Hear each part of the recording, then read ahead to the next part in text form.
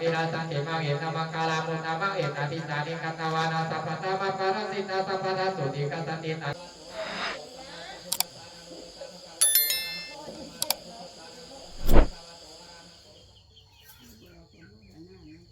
กับสบายดีพี่น้องสบายดีตอนเช้า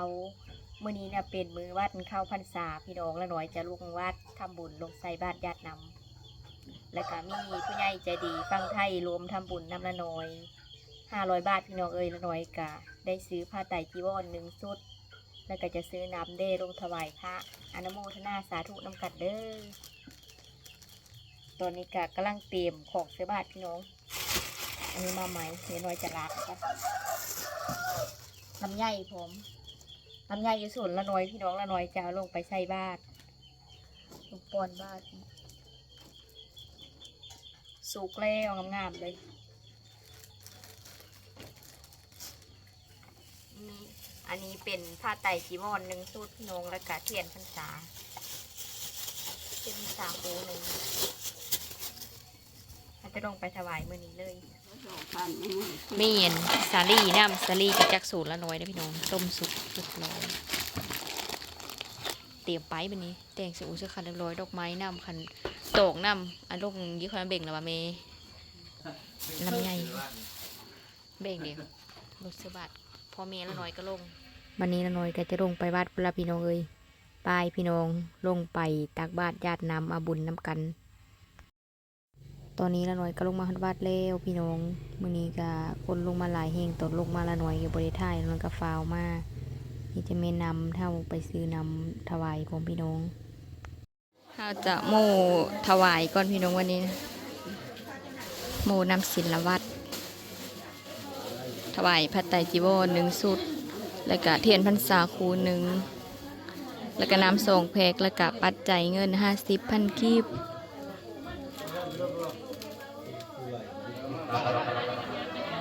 ฮัลโหลแม่ติดต่อครับดีครับพบต่อฮัลโหลนี่มาเดี๋ยวเจ้าละน้องเนาะเจ้าพระนี่ก็มีเทศจะนำกระจาแล้วก็เงิน50,000แล้วก็ผ้าไตรจุ่มนึงแล้วก็น้ำ2 แพ็คมาอุโมทนาบุญเฮาประจาเฮานี่ก็จะทุกขอให้เป็นราบุญตัวบุญนำคำนำทูจะมีต่อไปกับสิ่งใดต่อไปอย่างนี้ก็ดีเป็นต้องเป็นนำสิ่งเก่าของในนี้จะรู้จะหลังจะรวยจะเป็นผู้ก็ให้ได้สั่งหาคำให้ได้มีกฎในนี้คือแล้วนะจะได้เลี้ยงในมากเก็บหลงระบบเป็นห้าสิบห้าเดี๋ยวทำพระกระลังบุตรที่ดีแล้วโน้ตจะน้อยเยอะเลยได้เลยอัญญาจิรานุญญามาอิยังอินังยังวันเตตุระปนาทายาสิจารเนนะสังฆาอัญญาจิรานุญญามาสามีธัมมังสรณังคัสสามิธัมมังสรณังคัสสามิสังฆังสรณังคัสสามิสังฆังสรณังคัสสามิเตรียมไปใส่บาตรวันนี้นะพี่น้อง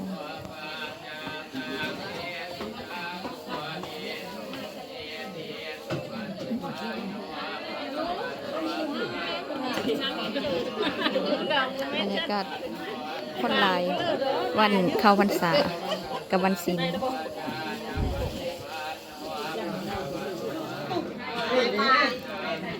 นั่งค่ะอันมือนี้มามึงอยู่แบบนี้เลยเจ้าได้ส่งปีไปแล้วว่า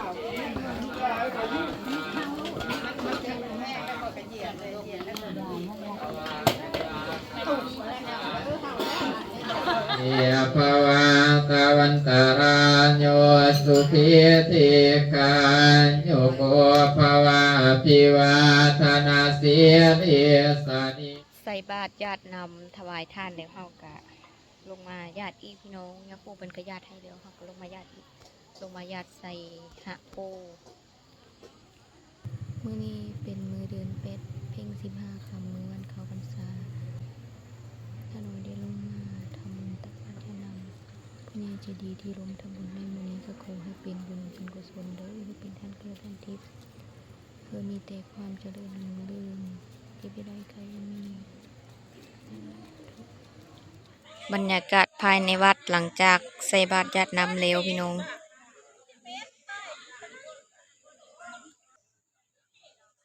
มื้อแรงนะจะมีการเวียนเทียนพี่น้องงานกองบุญโลมแล้วก็เวียนเทียนบูชาคุณพระพุทธพระธรรมพระสงฆ์อร่อยก็จะลงมาบัดนี้ก็จะขึ้นพี่น้องแล้วตัดภาพมาโตนนี้กามืดแล้วเนาะพี่น้องเมื่อเวทนี้นะหลังจากขึ้นมาแต่วัดได้ละน้อยไปสูตรไปเสียหญ้าแต่บริไทยคลิปพี่น้องเบิ้งวันนี้นะละน้อยจะลงไปเวียนเทียนพี่น้องเวียนเทียนขึ้นวันเข้าพรรษาไปพี่น้องไปวัดทำกันอีกคือเก้าละน้อยเคลจักเนาะพี่น้องเมละน้อยก็มาดำหลังท่าประสัน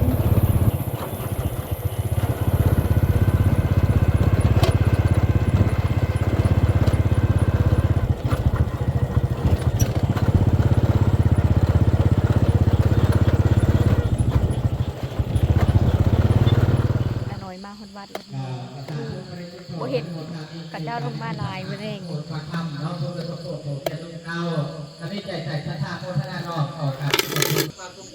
กองบุญ4 กองข้าวกับซิโมนะพี่น้องเมนว่าลงมาโมทนากองบุญโลมพบสิ่งอับปีเวียนหา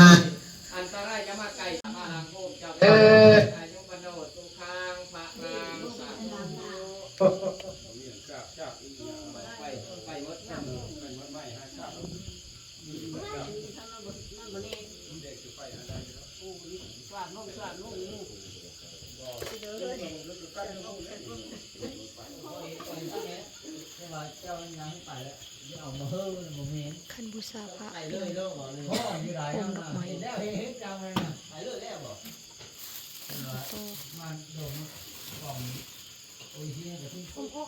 แต่มาว่างเจอมีใกล้มาเป็นผ้าพี่ผ้าตั้งบนข้นวันนี้อันบุษราบุษรามีคน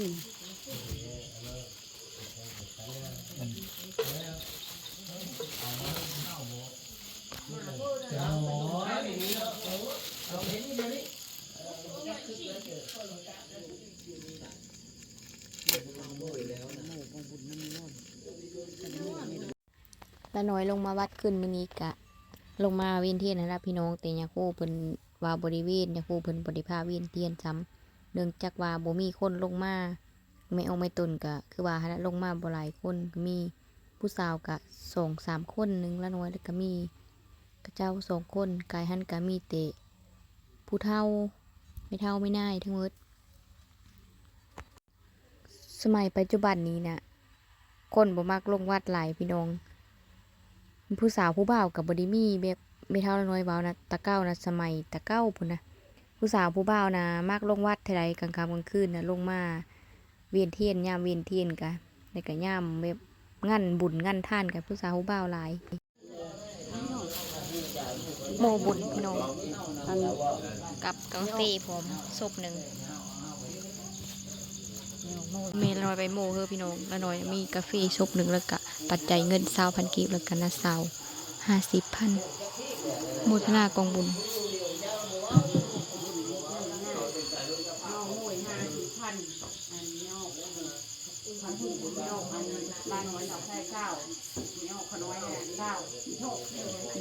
เจ้าสาธุบริสุทธิ์โธอนุโมทามิเนาะนิกายังมีศรัทธาปารมีจากไม่ออกเพชรสมรพร้อมด้วยครอบครัวโผเมียลูกเต้าดีใจใส่ศรัทธาโมทนากองการกุศลผลบุญเป็นปัจจัยเงินสด20,000 กีบดอกไม้เพ่นโคตามมาด้วยศรัทธาไม่ออกลาน้อยสาวผู้ไทยเป็นกระพร้อมครอบครัวพ่อแม่ก็มีใจใส่ศรัทธาโมทนากองการกุศลผลบุญกับ20,000 กีบดอกไม้เพ่นโคตามมาด้วยศรัทธาแม่ออกว่าดีเนาะคนกระพร้อมครอบครัวลูกเต้าก็มีใจใส่ศรัทธาโมทนากองการกุศลผลบุญเป็นปัจจัยเงินสดกับ20,000 กีบดอกไม้เพ่นโคตามมาด้วยศรัทธาไม่ออกโอยเพิ่นกับครอบครัวพ่อแม่ก็มีใจใส่ศรัทธาโมทนาของการกุศลผลบุญเป็นปัจจัยเงินสดกหา10,000 กีบดอกไม้เทียนโคด้วยกันวสานอกสาธุปริสุทโธอนุโมทามิทานผู้มีใจต่ำมาหวังพัวโมบุญให้เป็นทุนมาหนุนสวยชีวาตัวเจ้าให้หายเจ็บภายเศร้าใน